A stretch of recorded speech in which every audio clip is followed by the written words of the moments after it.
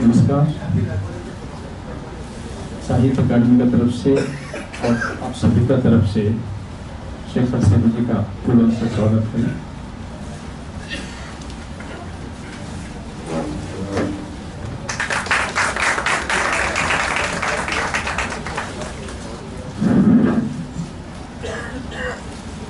Respected Sri Shekhar Sen ji, Chairman Sangeet Natak Academy, scholars and writers who are assembled here, and honorable friends of Sahitya Academy. I am glad to welcome all of you for this edition of Peoples and Books. Today's event marks completion of 27 years by this platform, and is a coincidence today is also 27th July. And for this event, we invite distinguished persons from various walks of life to talk about the works which influenced them most and share their views on the role of books in societies across the globe. This is the platform which has inspired many writers across the country over the past 2.5 decades. The journey here on this platform started with Professor Jayant Narlikar, distinguished scientist of India, on one fine evening 27 years ago. Many a great person has graced this platform. Let me read out some of the names to provide glimpse into the list distinguished persons who have adorned this arena. Mrinalini Sarabhai, Karan Singh, Soumitra Chattopadhyaya, Salil Chaudhary, K.M. George, Atal Bihari Vajpayee, Madhu Dandavate, Dilip Padgaonkar, Arun Kopkar, Sitaram Yechuri, Sriram Labu, Jabbar Patel, L.M. Singhvi, Chintamani Kar, E.M.S. Namboodiripad, Vasant Sathe, Adur Gopal Krishnan, Madhu Dandavate, Veerappa Moily, and Sitakant Mamba. The list is very long list we have. I just mentioned a few names to have a kind of and today we are glad to invite Sri Shekhar Sen to talk about the books which influenced him most and most the role of books in our society. Well known for his mono-act musical plays, Sri Shekhar Sen ji is a singer, music composer, lyricist, researcher and actor. In the past 3.5 decades, Sri Shekhar Sen has rendered more than 200 bhajan albums, has staged more than 1,000 singing concerts and about 800 shows of his mono-act musical plays Tulsi, Kabir, Vivekananda and Surdas. In his long and illustrious career, Sri Shekhar Sen has been decorated with a number of honors and awards that includes Padma Shri by Government of India, V. Shantaram Samman, Saptarashmi Puraskar by Uttar Pradesh Sangeet Natak Academy, among others. And he has been the chairman of Sangeet Natak Academy since 2015. With these few words, I once again welcome Sri Shekhar Sen ji and the lovers of literature, distinguished scholars, writers, who are thank you all. And without wasting of much of your time, I invite Sri Shekhar Sen ji to address this August gathering, how the books, literature influenced in his life. And it is a 40 to 45 minutes talk. After that, we have a 15 minutes kind of question-answer session where everyone can take part in it. Sri Shekhar Sen ji. आप सभी को प्रणाम कर रहा हूँ।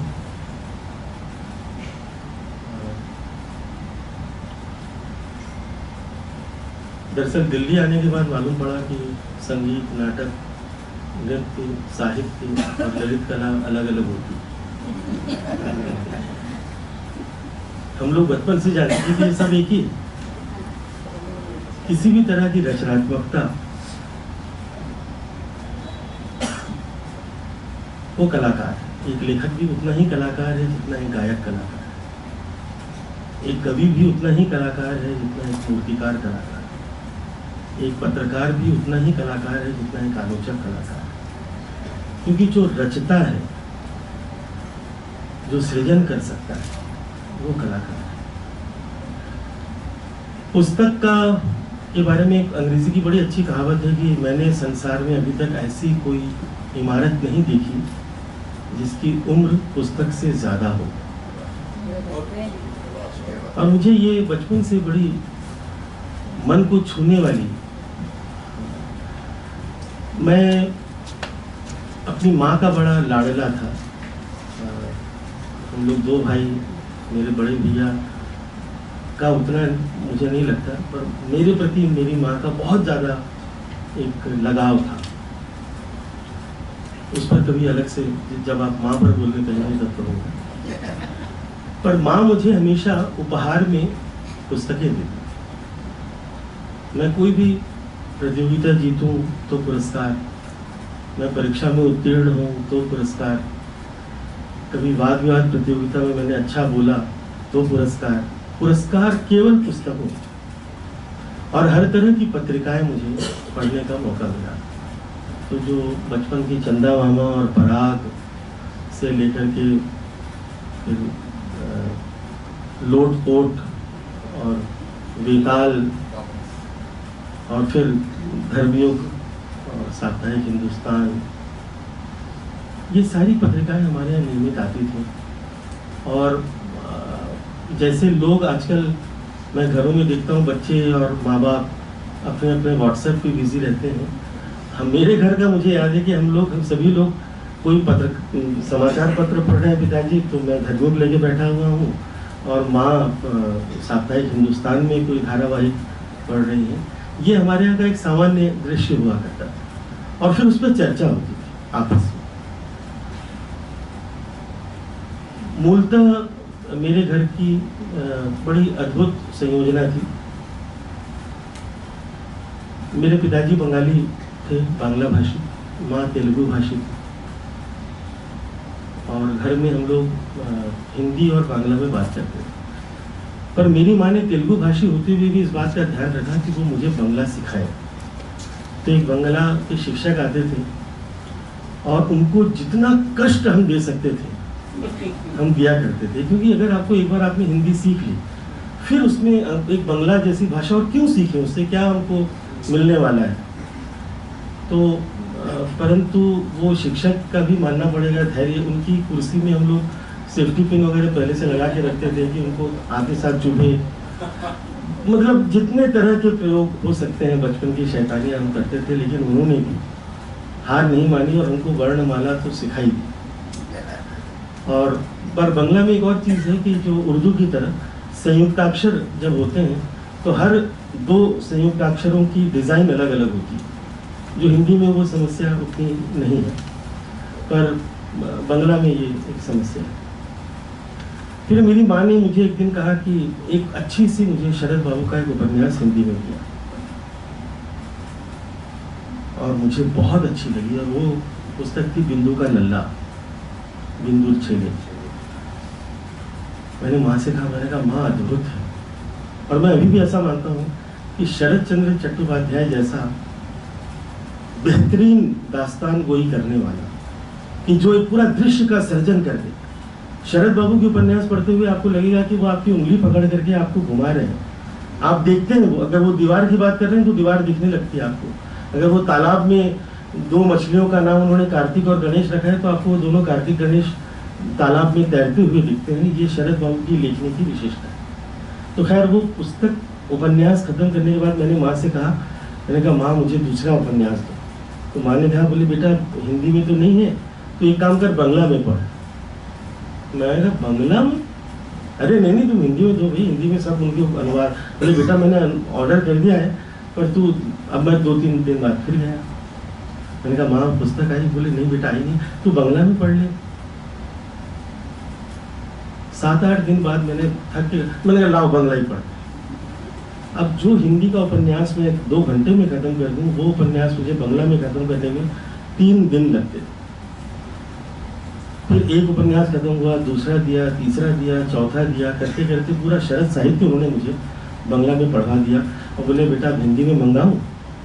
मैंने कहा नहीं माँ, मैं समझ गया कि तुम्हारी जो चाल थी, तुमने मुझे बांग्ला पढ़ने में अब निष्णात कर दिया है। मुझे लगता है कि हमारे माता पिता और हमारे गुरु जिस तरह से हमको गढ़ते हैं, उसका आपके जीवन पर बड़ा गहरा असर पड़ता है। एक पत्रिका आती थी, मैं नाम नहीं ले रहा हूँ, उसमें एक नियमित विज्ञापन छपता था और मैं शायद 7वीं 8वीं में था। विज्ञापन आता था, हिंदू धर्म के पथभ्रष्टक तुलसी। हाँ, सरिता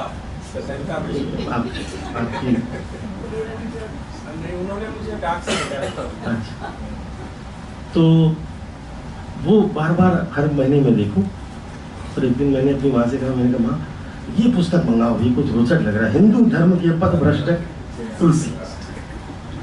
तो माँ ने कहा हाँ बेटा बिल्कुल, पर ये आलोचना है, आलोचना के पहले मूल पढ़ लो तो तुमको समझने में आसानी होगी। और करके उन्होंने रामचरितमानस गीता के प्रेस गोरखपुर की हमारे। अब आप सोचिए 7वीं 8वीं का बच्चा और रामचरितमानस, और अगर आप एक बार पढ़ना शुरू करें जो आदि बाल कांड, मैं उस समय की अपनी भाषा में बोल रहा हूँ, इतना बोरिंग है कि वो इसकी वंदना है, शत्रु की वंदना है, राक्षसों की वंदना है, फिर शत्रुघ्न, मतलब मूल कहानी में आते आते इतना टाइम लग जाता है।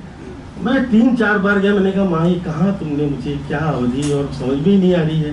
बोले बेटा तू पढ़ते रहे, और ये मेरा माँ का एक गुरु मंत्र था, तू समझ में नहीं भी आए तो भी पढ़ते रहे, पढ़ते रहेगा, शब्द थोड़ी दिनों बाद तुझसे बात करने लगेंगे। तो मैं पढ़ता रहा, और पढ़ते पढ़ते पढ़ते पढ़ते एक चौपाई पढ़ी और मेरे आंख से आंसू बहने शुरू हुए। मुझे इतना तो समझ में आ गया कि यार छंद एकदम 100% 24 कैरेट गोल्ड की तरह है, छंद में कोई त्रुटि नहीं है तुलसीदास की। पढ़ते पढ़ते एक चौपाई आई,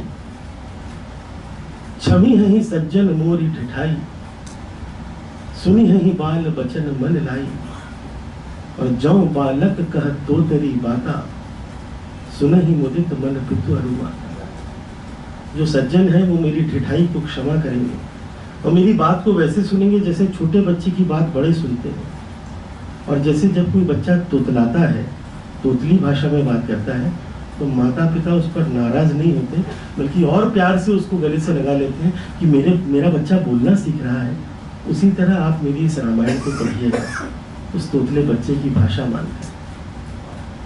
मैंने कहा यार जिस व्यक्ति ने रामायण लिखी हो, मानस जैसा ग्रंथ लिखा हो, अगर उसमें इतनी विनम्रता है, तो मैं माँ के पास गया, मैंने कहा माँ बहुत धन्यवाद, मुझे वो पुस्तक पढ़ने की आवश्यकता नहीं है, मुझे वो पुस्तक नहीं चाहिए। मैं ये आपको इसलिए बांट रहा हूँ आपके साथ कि ये बचपन में मैंने, और मेरी माँ लड़की महिला होते हुए भी उनको हनुमान चालीसा पर बड़ा विश्वास होता, तो वो मुझे कभी कभी उनको बेचैनी लगती थी, जो बाद में पता चला कि थायराइड की वजह से। और वो मुझे बुला लेती थी, बेटा तू आ जा। कहाँ माँ? बोले चल अपन साथ में हनुमान चालीसा पाठ करें। बचपन में मैं और माँ दोनों माँ बेटे हनुमान चालीसा पढ़ते थे। वो मुझे फिल्में दिखाने ले जाती थी, मराठी फिल्म, बंगला फिल्म, तेलुगु फिल्म। और मैं और मेरी माँ, मैं छोटा था तो लेडीज़ में हम लोग वहाँ सिनेमा हॉल में लेडीज़ के लिए अलग होता है, लेडीज़ का सेक्शन अलग होता है। तो मैं और मेरी माँ हम लोग दोनों फिल्म देखने आते थे। उस समय सारी रोतली फिल्में होती थी, इसमें खूब रोना होता था, खूब अत्याचार, बहू पर मतलब घोर अत्याचार हो रहा है, और उस तरह के, हमारे यहाँ रोतलू शब्द बोला जाता है। तो माँ फिल्म जाने के पहले बोलती थी बेटा रुमाल रख लेना, तो हम 5-6 रुमाल रख लेता था। तो रोते रोते अपने भी आंसू पहुँचता था, एक रुमाल माँ को भी देता था, तुम भी पहुँच।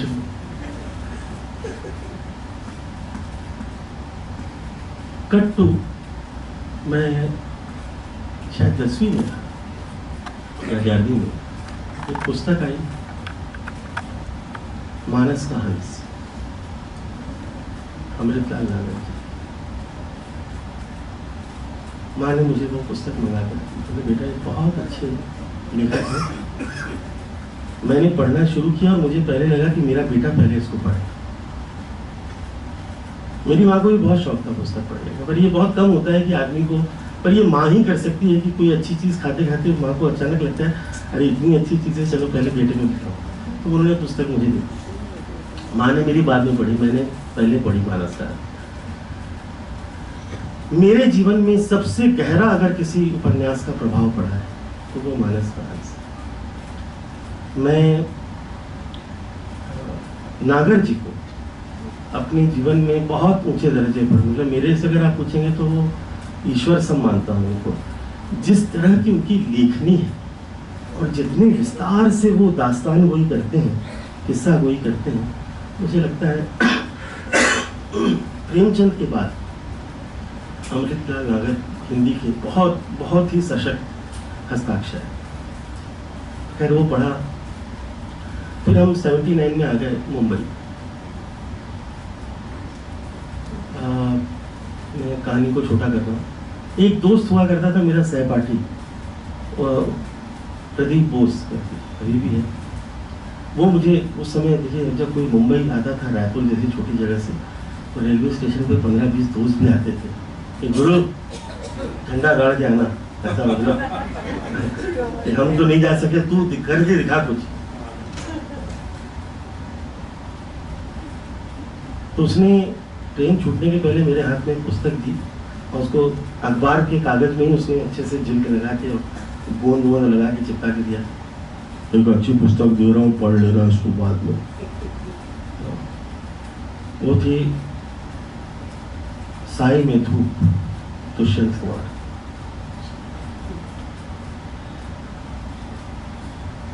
'79 में हम आए, 80 में 2 फिल्में साइन की।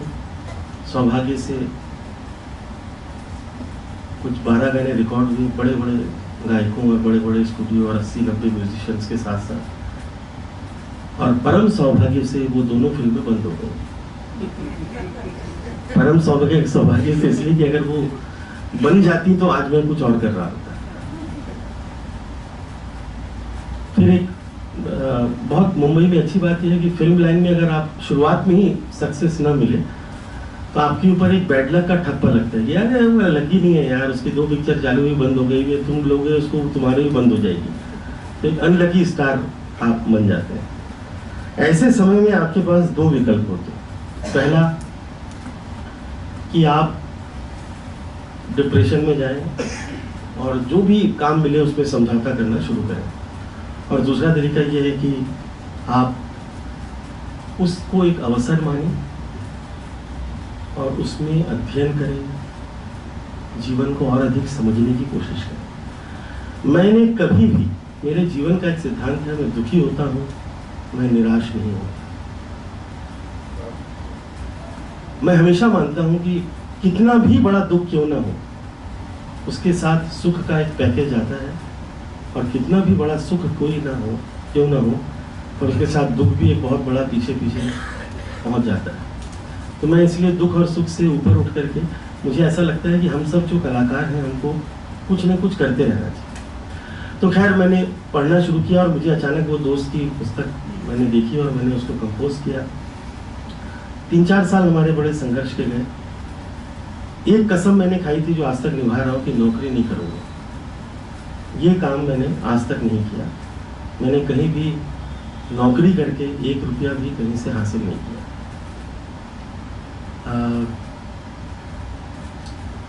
तो मैंने गुरुद्वारों में गाया, ट्यूशन ही की, जो उस समय आप कर सकते थे,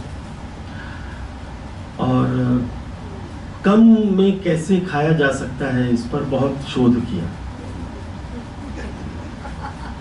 ये समझ में आया कि अगर आप 2 किलो आलू और 5 किलो चावल रख लें तो इतने में 1 महीने का खाना एक आदमी का हो जाता है। आप चावल में आलू उबाल लीजिए और मस्त चटका करके चावल के साथ गरम गरम और उसमें नमक डालिए। आपको किसी चीज़ की जरूरत नहीं है, फर्स्ट क्लास पेट भर के भोजन होता है और अच्छी नींद आती है। एक समय तो ये करते थे और 50 पैसे में 35 पैसे की कटिंग चाय मिलती थी और 15 पैसे का पाव मिलता था, पाव और सॉस। तो उस चाय की दुकान में जाके खूब पानी पीते थे, 30-40 गिलास पानी पीते थे। हमारे यहाँ मुंबई में आधे वाले ग्लास में पानी दिया जाता है, छोटे छोटे ग्लास होते हैं। तो वो ऐसे उंगली से डुबा के ड्रम में भर के निकाल के रखते जाता है। वो आप 40-50 गिलास आपने पी लिया। वो जो पुरानी कहानी थी ना, कि पानी भर के वो उसका जब वो यहाँ तक पानी आ जाए फिर बोलते थे यार अब ज़्यादा कुछ खाने की इच्छा नहीं हो रही, जरा कटिंग चाय देना और एक पाव दे देना। तो वो उसमें हमारा रात का काम हो जाता। उसके बाद वो मास्टर टी स्टॉल अभी भी है सांता क्रूज में, वो हमको पहचान गया। अरे बोले ये पानी वाला आ गया यार, इसको पहले पानी तो देखा था एक ही आदमी आके 40-50 गिलास पी जाता है। तो खैर 1984 में एक बात ऐसी हुई कि एक कार्यक्रम हमने किया, दुष्यंत ने कहा था, वो करने की शुरुआत ऐसी हुई थी कि मैं अनूप भाई के पास था, अनूप जेवटा जी के पास। उनके पास कोई पत्रकार आया और उनको अनूप जी बोल रहे थे कि यार आजकल गाने लायक कुछ अच्छा नहीं मिल रहा है, कुछ नया नहीं मिल रहा है। तो पत्रकार के सामने मैंने कुछ भी नहीं कहा। जब वो पत्रकार चले गए तो मैंने अनूप भाई से कहा, मैंने कहा नहीं अनूप भाई दुष्यंत अच्छे कवि हैं और नया लिखते हैं, बिल्कुल एक नया तेवर है उनका। उन्होंने कहा कि हाँ शेखर भाई दुष्यंत लिखते तो अच्छा है, पर यार वो गेय नहीं है, गेय। मुझे लगा जिस देश में सामवेद गाया जाता है वहां पर किसी चीज को गेय नहीं है कहना बड़ा, तो ये मैंने इसको एक चुनौती के रूप में लिया और मैंने कहा मेरा पहला कार्यक्रम मैं दुष्यंत पे करूँगा। ये कहानी में आप कभी मुझसे बाद में जरूर सुनेगा कि मैंने वो कार्यक्रम कैसे किया और बिना पैसे के निमंत्रण कैसे छपवाए, बिना पैसे के निमंत्रण मैंने 20,000 लोगों को कैसे भेजे उस जमाने में, जबकि कोई कोरियर सर्विस भी नहीं थी कि कोई पॉकेट में मेरा कोरियर, बाकायदा टिकट लगा के मुफ्त में मैंने 20,000 निमंत्रण भी भेजे और कार्यक्रम बड़ा भव्य सफल हुआ। और मजे की बात थी कि उस कार्यक्रम का संचालन करने के लिए मैंने कमलेश्वर जी को जाके पकड़ा। कमलेश्वर जी ने मुझे पहले कहा हाँ भाई तो तुम करवाना चाहते हो, हाँ तो पैसे कितने दोगे? मैंने कहा पैसे तो आप देंगे मुझे। तो क्या बात कर रहे? मैंने कहा आपके मित्र का काम आपको करना चाहिए था, आपने नहीं किया, मैं कर रहा हूँ। कमलेश्वर आपके मित्र थे भाई, मेरे तो पिताजी की उम्र के थे, वो तो है ही नहीं अभी। अच्छा बड़ा आत्मविश्वास है? मैंने कहा बिल्कुल है, सुनाओ। 2-3 रचनाएं सुनाई, बाहर सुनाई किसी को? मैंने कहा हाँ सुनाई। जेल नहीं हुई तुमको अभी तक? आप सबको पता ही है दुष्यंत ने कैसा लिखा था। मैं एक आध रचना भी गाऊं, ये बहुत सूखा सूखा लग रहा है। दुष्यंत मुझे लगता है अपने आप में एक अद्भुत अवतार हुए इस देश में। हिंदी गजल की जब भी आप बात करें, बहुत से लोगों ने बहुत अच्छा लिखा है, पर दुष्यंत दुष्यंत।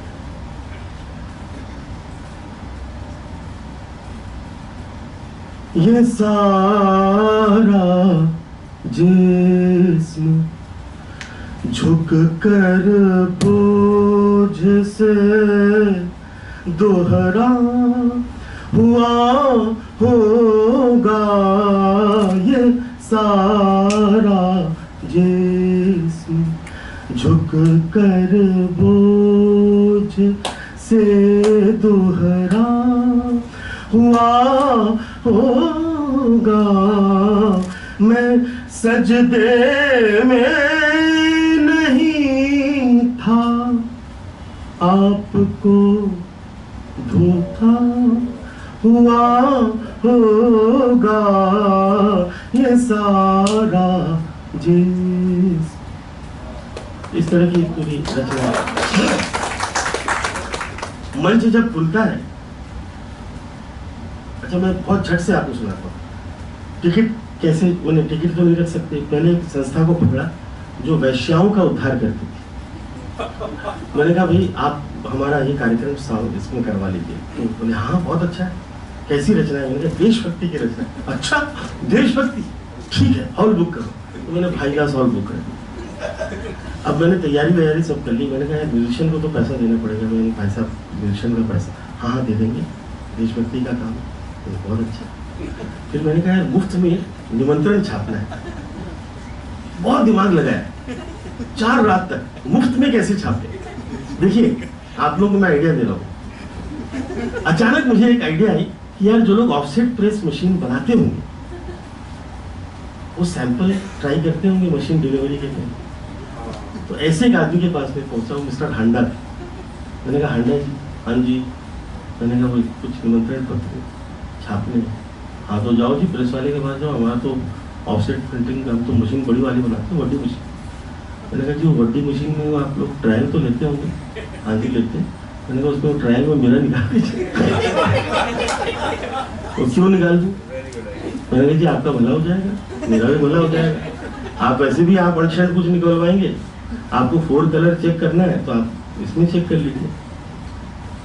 उनको भी क्या ध्यान में, पहली बार कोई ऐसा पागल गया होगा, वो छाप के दे दिया उन्होंने। अब वो ऑफसेट तो धड़ धड़ धड़ धड़ धड़ 20,000 छाप के 4 फोल्ड का निमंत्रण, पहला कार्यक्रम 4 कलर। उसके साथ उन्होंने कहा यार वो तेरे ऊपर दया आ गई मेरे को, तू मुंडा है, अच्छा है, तो मैंने लिफाफे भी तेरे लिए छाप दिया। फिर मैंने उनसे पोस्टर भी छपवा लिए। वो ऑफसेट का जो पूरा शीट होता है, दुष्यंत ने कहा था, दुष्यंत जी की फोटो, हम हमारा नाम और नीचे संचालन कमलेश्वर, पहचान वाला आदमी की सिर्फ कमलेश्वर, दुष्यंत जी है नहीं और हमको कोई जानता नहीं। वो खुद ही जाके रात को लेकर के, रात को निकलते थे 1:30 बजे, कोई पहचान न ले, और बाल्टी में लई बनाना जो बचपन में सीखा था प्राइमरी स्कूल में, वो लई बना के खुद ही चिपका के सब। आज वो स्वच्छता अभियान का सोचता हूँ तो बहुत बुरा लगता है कि यार वो खूब सारी दीवारों में और बस स्टॉप में भी चिपका है। अच्छा अब ये 20,000 पते कहाँ से आए? आप नए हैं, आपको मैं बोलूं दिल्ली में 20,000 पते, बहुत दिमाग लगाया। फिर मैंने कहा गुरु, महानगर टेलीफोन निगम उठाया, मैंने कितने पांडे हैं? सब पांडे, वर्मा, सिंह, जितने हिंदी के पहले, मैंने कहा पंजाबी ले लो यार, कपूर, अच्छा खन्ना। उसके बाद फिर मैंने यार ये बहुत हो गया, अब कुछ गुजराती भी कर लेते हैं, तो पटेल, फिर शाह। इससे मालूम पड़ा कि MTNL की डायरेक्टरी में सबसे अधिक शाह है, पेज खत्म ही नहीं होता। 300 शाह के बाद मैंने कहा यार इतने शाह हो गए बहुत, अब थोड़े राजा वाजा पे आते, तो मैंने फिर दूसरे चढ़ने भी दिए। ऐसे करके मैंने एक सर्वधर्म संभाव से सबको भेज दिया। अच्छा 20,000 आपके निमंत्रण तैयार हो गए, मुफ्त में भेजना है, पैसे है नहीं। देखिए कैसे दिमाग आदमी लगा, बहुत दिमाग लगा। मैंने कहा मुफ्त में कैसे जाएगा? अच्छा उस समय सिर्फ एक ही चीज थी, 50 पैसा लगता था बुक पोस्ट का, 84 की बात कर रहा हूँ। तो खैर, तो मैंने बहुत दिमाग लगाया। मैंने कहा यार एक तरह का लिफाफा आता है जिसमें सील लगी रहती है, नहीं फ्रैंकिंग। तो मैं वो सीधे GPO गया, मैंने कहा जी मेरे को लिस्ट चाहिए उसकी, जितने भी फ्रैंकिंग मशीन जिनके पास है। अब वो तो RTI का ज़माना था नहीं, सरकारी ऑफिस में GPO BT में जो है, वो बोला जी दिमाग खराब है, लिस्ट देंगे तुमको, काहे को देंगे, प्राइवेट होता है। मैंने कहा भाई साहब बस आप समझ लीजिए कि कलाकार मांग रहा है आपसे। अच्छा क्या करते हो? गाना गाना, अंदर आ जाओ। अरे ले आया यार, उसको एंटरटेनमेंट का एक साधन मिला, गाने सुनो, उसको गाने सुनाया 3-4। तो उसने भी क्या दया आई उसको, उस समय वो जेरोक्स भी नहीं होता, साइक्लो स्टाइल वाला, उसने मेरे को कॉपी दे दी फ्रैंक। अब मैं फ्रैंकिंग में पढ़ रहा हूँ, Gammon and Dunkerley, Ralph Larsen and Toubro, सब बड़ी बड़ी कंपनी। मैंने कहा इसमें तो कोई मेरे को घुसने भी नहीं देगा। अचानक एक पहला नाम दिखा, चंदू हलवाई। मैंने कहा ये काम, इसकी थोड़ा गूगल की जाए, उस जमाने का जो मैंने 3-4 लोगों से पता चला। गूगल करके मैं उनके मालिक के पास पहुंचा। मैं आज भी पूजा करता हूँ, सुबह तो उनको याद करता हूँ। उनको लाला जी बोलते थे, उनका नाम था सदा जीवत लाल बहल, रावलपिंडी के थे और आफ्टर पार्टीशन वो आए थे। मैं पूरी तैयारी से गया, मैंने कहा लाला जी मैं आपके पास आया। हाँ जी दसो। मैंने कहा जी कुछ निमंत्रण पत्र है, आपको आपसे फ्रैंकिंग करवानी। अच्छा मैं क्यों करूँ आपकी फ्रैंकिंग, मिठाई का है कुछ मामला? मैंने कहा इनकी गजलों का। गजल? आप गजल का प्रचार कर? मैंने कहा हिंदी गजल। अच्छा हिंदी गजल, किसकी गजल? मैंने कहा दुष्यंत कुमार। ये कौन है? गजल तो गालिब और मीर लिखते थे। मैंने कहा नहीं ये नए हैं और बड़ा अच्छा इन्होंने लिखा है और इमरजेंसी के खिलाफ लिखा है। अच्छा सुनाओ। तो 2-3 गजलें उनको ऐसी बोल के सुनाई। राजू हाँ भाई ले जा यार, वो कुछ फ्रैंकिंग करना है, करा ले। तो ले आओ जी। तो मैंने अपनी एक कार थी हमारे पास, उसमें डिक्की में बोरों में भरा 20,000 लिफाफे, छोटी नहीं होती, 4 बोरे में रखा हुआ। एक बोरा मैंने लाया, अब वो एक फ्रैंकिंग हो रहा है। वो थोड़ी देर के बाद वो जब 3-4 हज़ार के ऊपर गया तो वो आदमी का स्वामी भक्ति जागी, तो रोक दिया फ्रैंकिंग। कितने? मैंने कहा जी 20,000। 20,000 दिमाग खराब है तुम्हारा? सेठ जी को लूटने के लिए आते हैं लोग। अरे 500 नहीं देता हमारा सेठ, इतना कंजूस आदमी है, तुम 10,000 काट के ले जाएगा। एक चलो मेरा हाथ पकड़ के ले गया चोर की तरह। सेठ जी 20,000 है, आपको मालूम है आपका 10,000 रुपया लग जाएगा, ये तो 4 बोरे में भर के लाया। देखिए ईश्वर उनको जहां भी हो स्वर्ग प्रदान करे। और जी देशभक्त मुंडा है, काम कर इसका। ये मेरे चेहरे में पता नहीं कौन सी देशभक्ति हर को दिखाई दे रही। मेरा काम हो गया। कार्यक्रम सुपरहिट। दर्शकों में, श्रोताओं में आदरणीय धर्मवीर भारती जी, पुष्पा भारती जी, निदा फाजली जी, शैल चतुर्वेदी जी, इधर पंडित नरेंद्र शर्मा जी, विनोद तिवारी जी, मतलब पूरे मुंबई का हिंदी उर्दू का पूरा जो समाज है वो सारे लोग वहां बैठे। अद्भुत कार्यक्रम हुआ। परंतु वही उसके बाद मैंने हिंदी दिवस पर 8 साल तक मैं लगातार कार्यक्रम करता रहा। इस बीच में मैंने एक पुस्तक पढ़ी जिसका मेरे जीवन पर बड़ा प्रभाव पड़ा, और वो था लॉर्ड मैकॉलेज लेटर्स टू स्पार्टा, जिन्होंने शिक्षा नीति लागू की। उनके वो पत्र आपको मिल जाएंगे, आप जरूर पढ़ें। 1836 से 38 के बीच में छपे हैं वो, पर वो लिखे गए थे 1824 1824 से 1832 तक, जब उन्होंने भारत का अध्ययन किया था शिक्षा नीति लागू करने के पहले। उसके बाद से मैंने एक संकल्प लिया, उसमें 2-3 उन्होंने भविष्यवाणी की थी जो सत्य हुई। पहली भविष्यवाणी थी कि मैं ऐसी शिक्षा नीति लाना चाहता हूं जिसके चलते इस देश का नागरिक अपनी भाषा बोलने में अपने को असहाय महसूस करे और बिना दूसरी भाषा के शब्दों का प्रयोग किए वो अपनी बात को पूरे ढंग से कह ना पाए। दूसरा कि वो अपनी पारंपरिक वेशभूषा को पहनने में उसको शर्म महसूस हो। और तीसरा वो अपने धर्म से इतना दूर जा चुका हो कि वो केवल नाम मात्र के लिए धार्मिक रह गया। केवल हमारी भारतीय महिलाओं ने लॉर्ड मैकॉले की भविष्यवाणी को असत्य साबित किया, बाकी उनकी 2.5 जो भविष्यवाणियां हैं वो सत्य साबित हुई। तो मैंने उसके बाद अपने सारे अंग्रेजी कपड़ों की होली जाए और एक संकल्प लिया कि 2 वर्ष तक मैं सिर्फ और सिर्फ हिंदी में ही बात करूंगा और केवल हिंदी के शब्दों का ही प्रयोग करूंगा।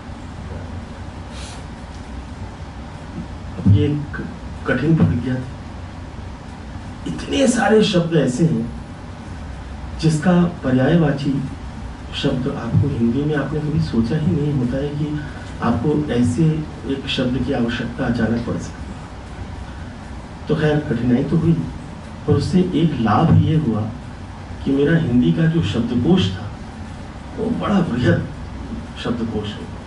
मेरे पास हर शब्द को के 3-4 पर्यायवाची मिल गए, और किसी वाक्य में अगर एक अंग्रेजी के वाक्य शब्द को इस्तेमाल किए बिना मैं उस वाक्य की संरचना में कैसे अलग ढंग से कर लूं ताकि मैं बात कह लूं पर मैं उससे बच जाऊं, ऐसे मैंने रास्ते भी निकाले। फिर दूसरे वर्ष मैंने कार्यक्रम किया मध्ययुगीन काव्य, रसखान, रहीम, घनानंद, देव, भूषण, ललित किशोरी और इस तरह के कवियों का। और अगर आपने ब्रज साहित्य पढ़ा हो, मुझे लगता है कि ब्रज और बुंदेली और अवधि उस तरह की सारी चीजें उसमें। ये तीसरे वर्ष मैंने किया पाकिस्तान का हिंदी का, चौथे वर्ष मैंने किया मीरा से महादेवी तक कवित्रियों पर। इस तरह मैं हर वर्ष करता रहा, और अंतिम मैंने किया था 1980 में 1990 में डॉक्टर धर्मवीर भारती की रचनाओं पर मेरी वाणी गहरी कोसला। अब हर साल जो भी साल भर पैसा जमा होता था उससे एक कार्यक्रम बड़ा करके घर जला के तमाशा देख के खूब खुश होके घर आके खुश हो लेते थे। तो मेरी पत्नी ने एक बड़ी अच्छी बात कही, बोले देखिए आप बात बहुत अच्छी कर रहे हैं पर जमीन पर खड़े होकर कर रहे हैं। यही बात आप थोड़ी सी ऊंचाई पर करेंगे तो समाज में आपकी बात की को मूल्य दिया जाए। मैंने कहा मतलब, बोले पहले आप कुछ बनिए। मैंने कहा ठीक है। तो उस समय तक मैं झोपड़पट्टी में रहता था, मुंबई में, उसको झोपड़पट्टी कहते हैं। तो मैंने कहा ठीक है, अब पहले एक मकान खरीद लेते। एक मकान, उसकी तैयारी, धन कमाना मैंने शुरू किया। पर एक चीज मैंने जीवन में नियम बनाई थी कि मैं समझौता नहीं करूंगा। तो कार्यक्रम करता रहा, जो रिकॉर्डिंग मिली वो करता रहा। उस समय ये रिकॉर्डिंग बहुत चलती थी कि लता मंगेशकर के गाने जैसे गाने, इस तरह के, वो मैंने कभी नहीं किए। हमेशा अपना ओरिजिनल कॉम्पोजिशन का काम किया। ये करते करते 1997 का समय आ गया और मैंने एक कार्यक्रम में मुझे अचानक 6 लाख रुपए मिले। एक कार्यक्रम, उस समय मैं 70-75 में बड़े खुशी खुशी कार्यक्रम कर लेता। वो मैंने ना ना ना 5-6 बार बोला तो उन्होंने मेरे को बोला आप जितना चाहिए उतना मांग लो। मैंने कहा जी 6 लाख रुपए। मैंने मन ही मन कहा ये तो देगा नहीं।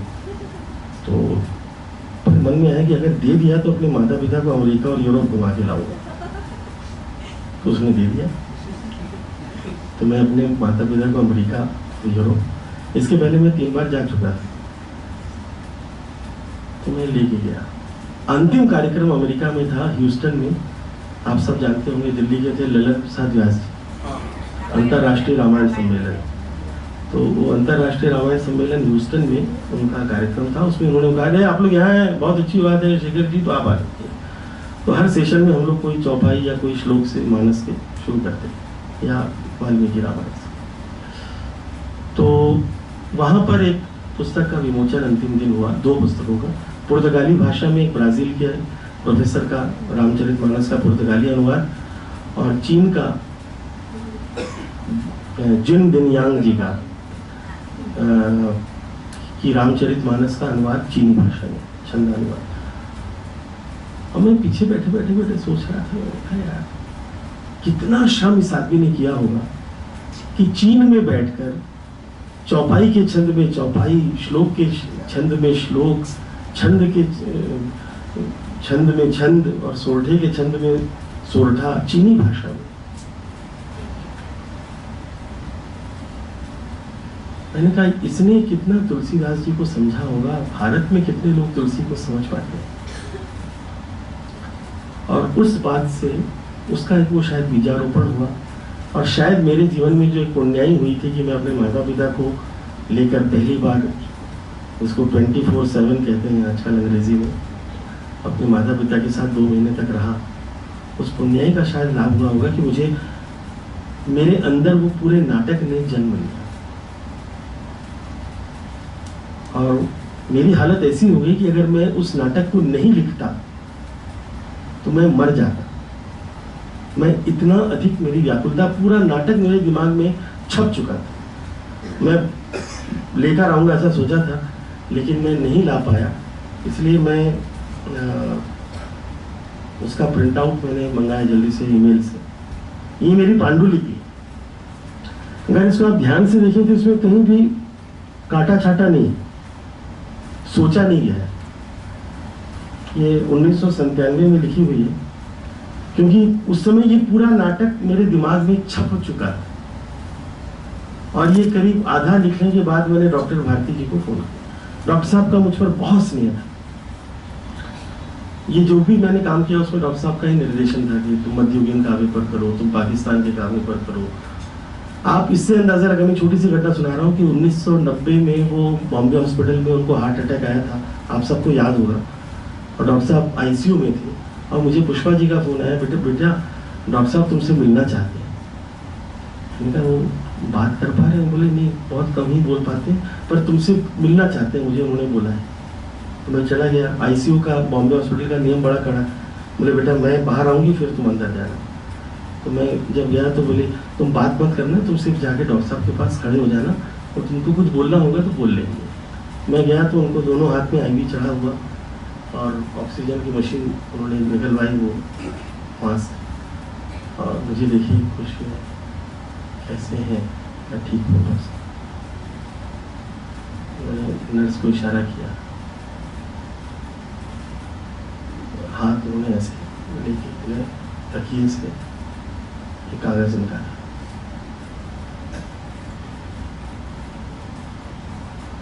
ये गंग का एक छंद है और रत्नाकर का एक छंद है, ये तुम गाना।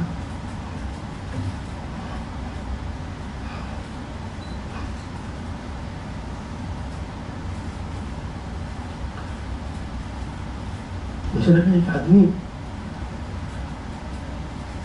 मौत से लड़ रहा है। और समय उनको याद आ रहा है कि यार किसी ने गंध के इस छंद को गाया नहीं, मैं शेखर को बोलूंगा तो गाएगा। मुझ पर ये आशीर्वाद बड़ा रहा साहित्यकारों का। आप लोग हंसेंगे पर पंडित नरेंद्र शर्मा जी के हमें सालों तक रोज जाता, और वो किस तरह से समय हम लोग बिताते थे। एक दिन मुझे बोले, उनकी आवाज थोड़ी कर्कश आवाज है, शेखर जी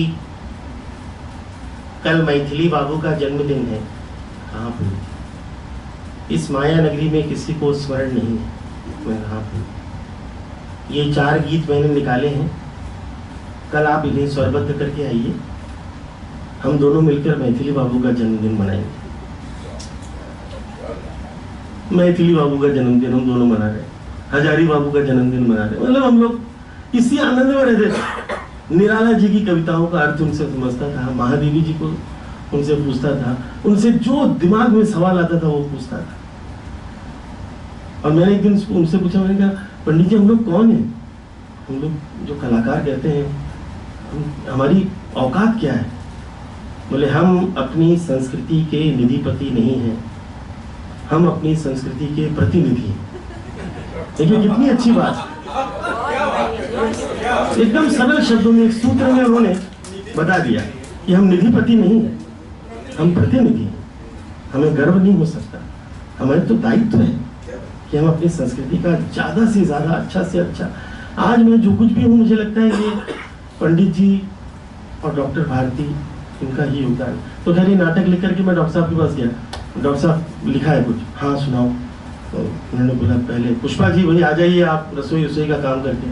तो मैं सुना रहा हूँ, डॉक्टर भारती सामने पुष्पा जी। डॉक्टर भारती जी के घर में अगर आप लोग गए होंगे, उनकी खास आराम कुर्सी हुआ करती जिसमें वो बैठते थे।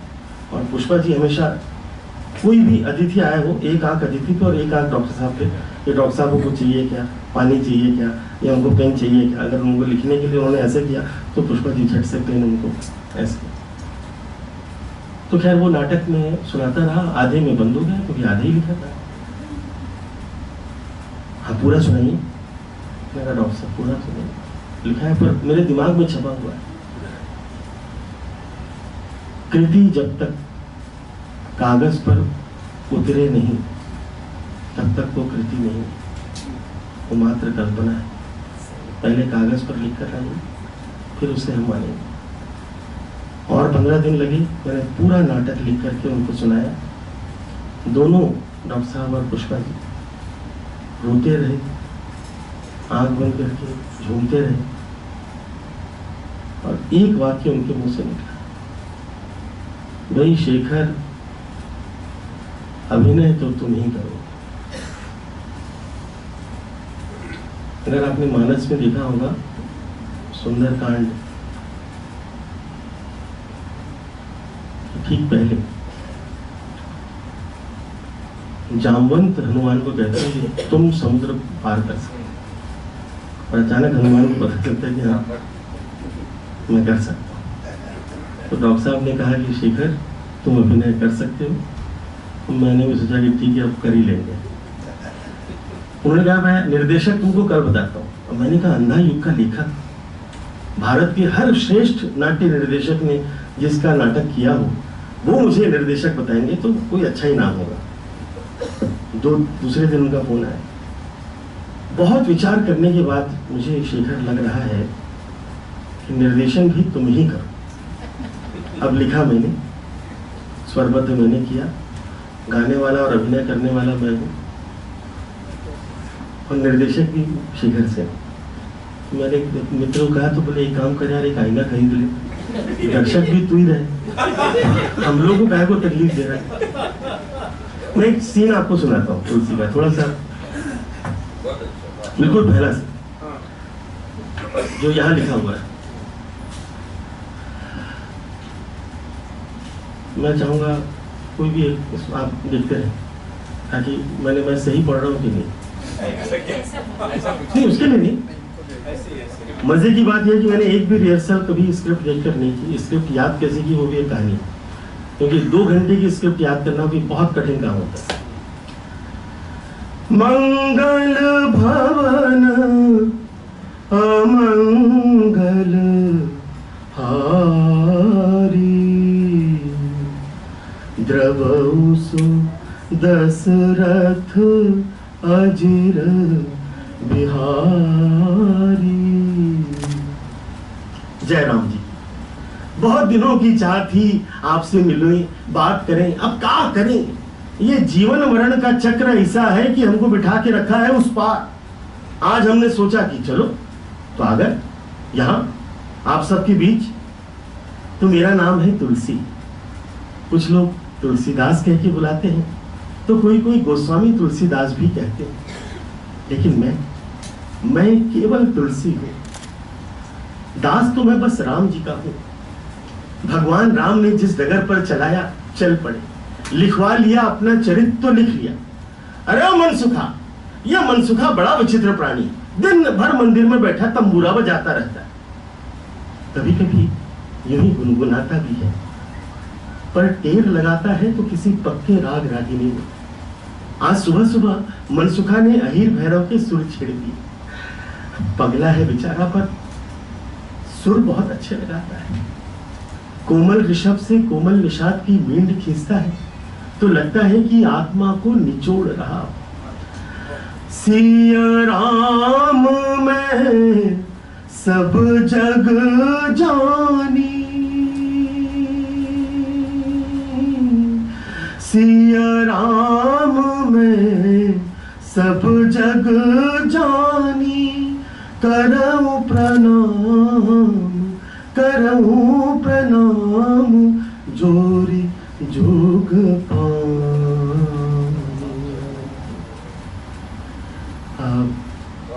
तुलसी शुरू हुआ।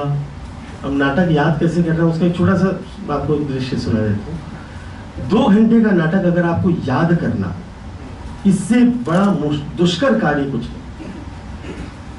किसको सुनाएगा?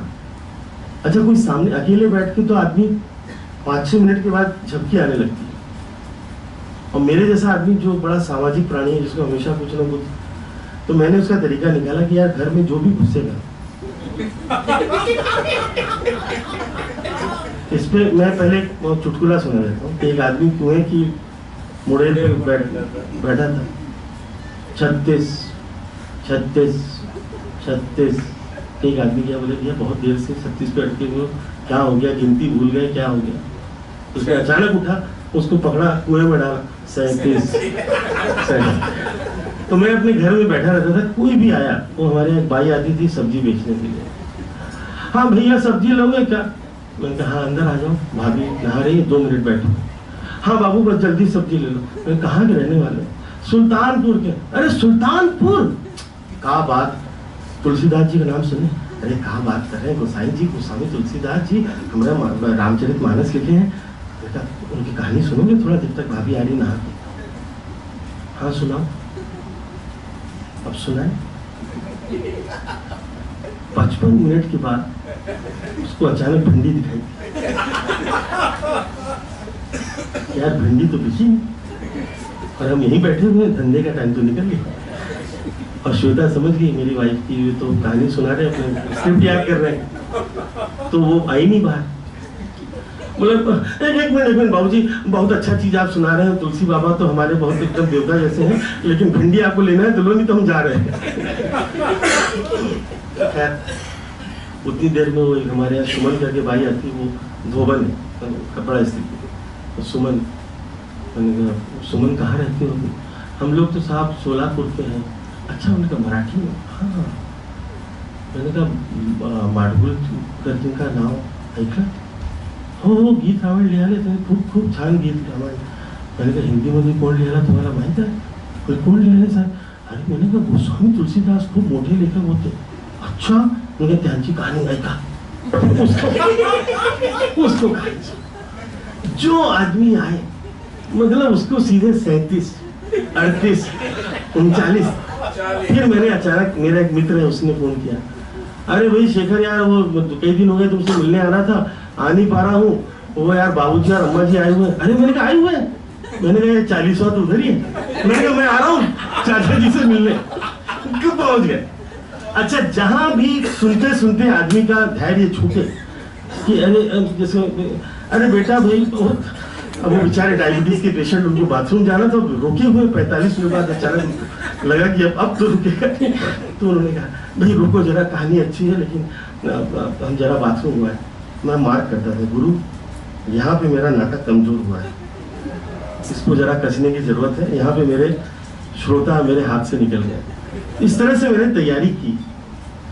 98 में नाटक शुरू हुआ तुलसीदास. एक साल में अद्भुत घटना ये हुई कि मेरी पत्नी के नए गहनों का सेट पक्का हो गया. तो इस एक साल में पुराने सारे गहने बिक गए. पर मेरी पत्नी को भी मैं आज, देखिए उस समय बहुत कठिन था, आज सोचो तो हंसी आती है, पर एक सधवा स्त्री अपने एक एक गहने निकाल के दे दी जाए और बोले नहीं आप काम करते जाइए, बस रुकिए मत, गहने वहने तो होते रहेंगे. फिर मैंने अपना मकान लगा दिया. एक ही मकान खरीदा था जिसके लिए मैंने ये कार्यक्रम छोड़े थे हिंदी वाले. वो कार्यक्रम का, उसका मकान का सौदा भी हो गया. उसका आदमी आया, उसको मकान पसंद आ गया. बोले जी मैं कल 5 लाख रुपए लेके आ रहा हूँ, कल गुरुवार है, गुरुवार में मैं डील करता हूँ. 5 लाख रुपए ब्रीफकेस में लेके आया. मुझे बोलता है सर एडवांस दे रहा हूँ, चाय तो पिलाएंगे. मैंने कहा बिल्कुल पिलाएंगे.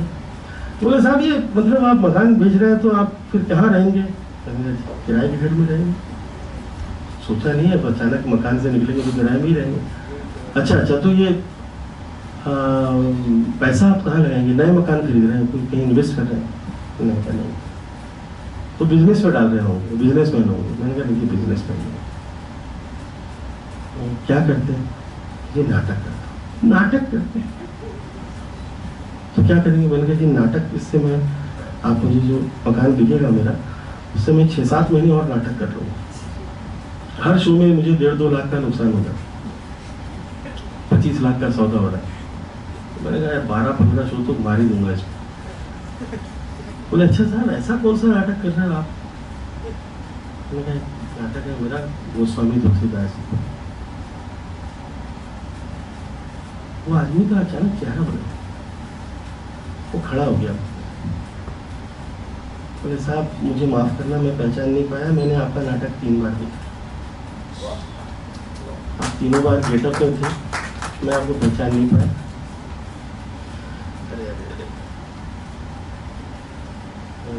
शेखर जी ये पाप मैं नहीं लूँगा, सौदा कैंसिल करते. मेरी वजह से गोस्वामी जी बेघर होंगे, ये पाप लेके तो मैं नहीं कर पाता.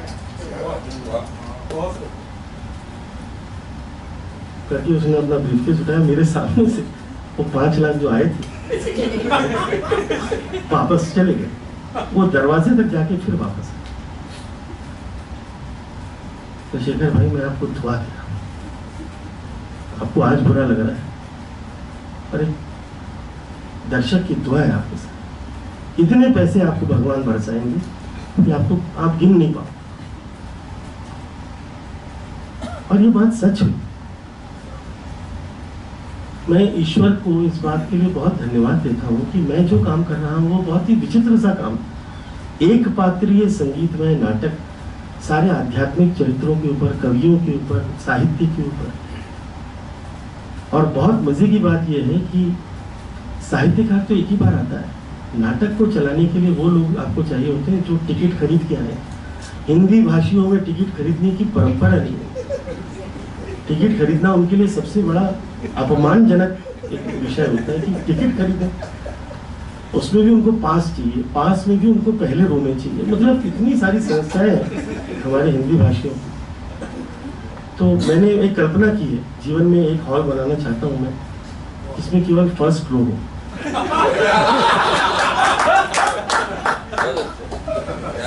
अब आप सोचेंगे कि साहब ऐसा कैसे हॉल होगा फर्स्ट रो, उसकी भी मैंने कल्पना की कि 400-500 आदमी कैसे आएंगे।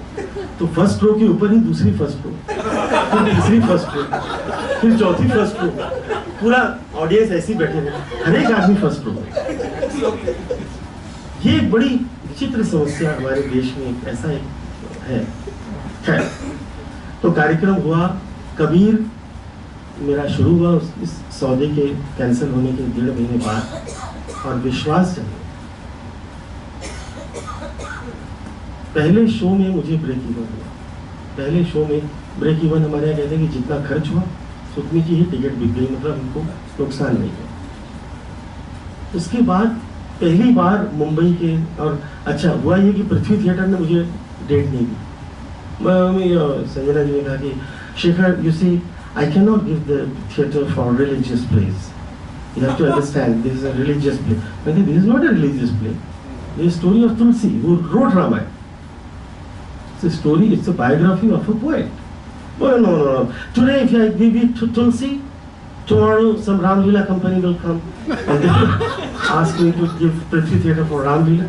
Then some Krishna Leela will come. No, sorry. So, thanks to Sanjana ji. मैं अभी मिलता हूँ तो मजाक में उनको धन्यवाद देता हूँ। अब मेरे पास बड़े थिएटर आ गए। पृथ्वी थिएटर की कैपेसिटी 200, अब मैंने बुक किया भाईदास 1180, सोफिया 800, तेजपाल 700, मतलब बड़े बड़े थिएटर। यहाँ 200 का हॉल भरता नहीं हिंदी में, उसमें आप 1200 और 1500 और टिकट पे करें। तो एक चीज समझ में आई कि नुकसान भी जरूरी है। लोग जो डरते हैं नुकसान से, उनको रूनी का एक कपलेट हमेशा याद रखना चाहिए कि घर्षण से डरोगे तो चमकोगे कैसे। रगड़ तो जरूरी है, संघर्ष की रगड़ नहीं होगी तो आपको तराशा नहीं जाएगा तो आप हीरा कैसे बनेंगे, आपको गलाया नहीं जाएगा तो आप आभूषण नहीं बन सकते, आप सोना रह जाएंगे, सोना होगा परंतु गलना पड़ेगा, छेनी के नीचे जाएंगे तब मूर्ति बनेगी आप। तो खैर कबीर हुआ, उसके बाद और मेरे माता पिता मेरे पास आ गए सौभाग्य से, हम लोग साथ में, उनका दोनों कैंसर पेशेंट थे, वो भी एक मेरी ट्रेनिंग हो गई कि मृत्यु को इतने करीब से देखा कि मृत्यु से मित्रता हो गई। आप सोचिए मेरे पिताजी का देहांत हुआ उसी दिन, मैं लखनऊ से मुझे सफदर हाशमी पुरस्कार मिला, मैं फ्लाइट 6:15 बजे लैंड हुई, मैंने पत्नी को फ़ोन किया, मैंने कहा मैं लैंड हो गया, मैं आ रहा हूँ, ताड़ाताड़ी आज में जल्दी आओगे। अब एयरपोर्ट से ताड़ाताड़ी कैसे आए, तो फिर भी मैं गाड़ी में बैठकर आ रहा था, रास्ते में था, उसमें बीच में पिताजी शांत हो गए। अगले दिन मेरा कार्यक्रम रंग शारदा, टिकट बिक चुकी। तो खैर हम घर आए तो पूरा दृश्य ही बदला हुआ, स्मशान ले गए, सारी अंत्येष्टि वगैरह हुई। दूसरे दिन जो आपको एक कपड़े में आप आ जाते हैं, खुद खाना पकाना है, नियम पालन शुरू हुआ। मैंने माँ से कहा, मैंने कहा माँ आज कार्यक्रम था, टिकट बिक चुकी है तो मैं कैंसिल करवा लेता हूँ, मेरे प्रोड्यूसर का फ़ोन आ गया, वो सबके टिकट के पैसे लौटा देगा, और सब लोग समझेंगे कलाकार के पिता का देहांत हुआ है। मेरी माँ ने कहा देखो बेटा ऐसा है, हमारी कला हमारी पूजा है, तुम जाओ नाटक करके आओ। और जिस पिताजी को मैं कल तक देखा था, वो पिताजी का चित्र वहाँ लगा हुआ है, उसमें एक माला लगी हुई है, हमारे बंगालियों में उसमें चंदन से सजाया हुआ है। तो मेरी आंखों में थोड़े से आंसू झल के, मेरी माँ ने कहा बोली बेटा मृत्यु से डरेगा तो कबीर कैसे करेगा, तो जाओ करके आओ कबीर। उन 11 दिनों में श्राद्ध की मैंने 3 प्रस्तुतियां कबूल की थी, क्योंकि वो पहले से तय थे। मैं आपसे जो कहना चाह रहा हूँ कि मेरी माँ भी मेरे जीवन की एक किताब है बहुत बड़ी, मेरे पिताजी भी बहुत बड़ी किताब है। हम लोग दरअसल समझ नहीं पाते, हर व्यक्ति, जरासंध नाम के एक बंगला के लेखक हैं, उन्होंने बड़ी अच्छी बात कही कि हर व्यक्ति का जीवन एक उपन्यास है, लिखने वाला चाहिए। लिखने वाले की नजर हो तो हर आदमी के जीवन से उसको एक से एक उपन्यास निकल आएंगे। तो मुझे ऐसा लगता है कि उसके बाद फिर मैंने विवेकानंद लिखा, वो किया, सफलता मिली। फिर उसके बाद एक बड़ी भारत में समस्या है कि जैसे ही आप इस तरह के चरित्रों पर करते हैं तो लोग आपके अंदर कुछ दैवीय शक्ति है ऐसा मानने लगते हैं और लोग आपको प्रणाम करने लगते हैं। तो यूपी, बिहार, एमपी में तो मतलब लाइन लग जाती थी बाद में कि अब गुरु जी प्रणाम करके जाएंगे। अरे मैंने कहा छोड़ो यार। तो मैंने कहा गुरु जी को पहले सब ड्रेस व्रेस निकाल के ही मैं बाहर आता था। फिर मुझे लगा, एक आदमी ने कहा भाई बहुत अच्छा नाटक है शेखर जी, लेकिन कहा है कि मतलब ये तो तुलसी बाबा तो मतलब सब महापुरुष लोग थे भाई, तो जो कर सकते हैं हम कर दिया उन लोगों ने, हम लोग तो सामान्य लोग हैं। तो मैंने एक सामान्य व्यक्ति की कहानी पर नाटक लिखा, साहब, और पिता पुत्र की कहानी पर वो मेरी चौथा नाटक। पांचवा नाटक मैं लिख रहा था बुद्ध पर। तो हमारे एक मित्र हैं अतुल तिवारी, वो आए घर पर, तो मैंने उनको नाटक सुनाया। 40% नाटक में लिख चुका। तो अतुल भाई बड़े ध्यान से सुनते रहे, फिर बोले शेखर भाई नाटक तो बहुत अच्छा है पर आप कर नहीं पाएंगे। क्यों नहीं कर पाएंगे? बोले बौद्ध आजकल बड़े सेंसिटिव हो गए हैं और वो आपको एनलाइटेंड बुद्धा पे नहीं करने देंगे, आप लिटिल बुद्धा तक कर सकते हैं। आपको लग रहा है हॉलीवुड वाले बेवकूफ हैं कि वो लिटिल बुद्धा करके रुक गए? तो उन्होंने मुझे बताया कि करीब 250-300 केसेस चल रहे हैं जिन जिन लोगों ने बुद्ध पर फिल्म बनाने की कोशिश की। केवल एक तेलुगु में एक सीरियल थोड़े दिन तक चल पाया, उसके बाद उसको भी रोक दिया गया। मैंने काफी अध्ययन वो तेलुगु वाला भी देखा हुआ है। तो अब वो रात को मैं इतना दुखी हो गया, तो मैंने पत्नी से कहा तुम जाओ भैया, तुम सो, मैं थोड़ा विचार कर। फिर मैं उठा, मैंने निकाला कागज, 2 मिनट लिखा। फिर मैंने कहा चलो कंप्यूटर पे लिखते हैं। कंप्यूटर पे लिखना शुरू किया और लिखता रहा। अचानक पत्नी सुबह 5:30 बजे उठी, तो देखिए पति गायब। तो अचानक उनको लगा कि यार बुद्ध पर काम कर रहे हैं कि बुद्ध का असर ना हो गया है। बाहर आई तो मैं लिख रहा था की बैठो। मेरे घर में हमारे नियम से बंगला बोली जाती है। अब मेरी पत्नी बड़ी आमादा है कि हम बंगला नहीं बोलेंगे तो बेटा बंगला नहीं बोलेगा। अब मेरी पत्नी को मैं ये नहीं समझा पाया कि तुम कितनी भी बंगला बुलवा लो, सपना में हिंदी में ही देखता हूँ। तो मैंने उसको नाटक सुनाया। ये नाटक था सूरदास। और वो नाटक सुनते सुनते मेरी पत्नी की आंखों में आंसू आए, और जैसे ही वो आंसू आए तो मुझे लगा कि अब मैं इस नाटक को कर सकता हूँ। तो सूरदास मेरा अंतिम नाटक इस समय तक है, और उसकी भी करीब 55-56 प्रस्तुतियाँ हो चुकी हैं। सभी नाटकों को मिला ले तो 912 प्रस्तुतियाँ मेरी हो चुकी हैं। और मैंने केवल एक छोटा सा काम किया है, मैं हर एक व्यक्ति की धातु पहचानता हूँ। मैं हर एक व्यक्ति को धातु से आंक लेता हूँ, तो मुझे वो ध्यान में जल्दी रहता है। मैं झट से समझ लेता हूँ ये लोहा है, ये जस्ता है, ये पीतल है, ये सोना है, ये 24 कैरेट है, 22 कैरेट है, 18 कैरेट है, 14 कैरेट है, गिलेट है। जैसे लता मंगेशकर 24 कैरेट है। अद्भुत आवाज, जैसा मोड़ लो, जैसा जिधर से।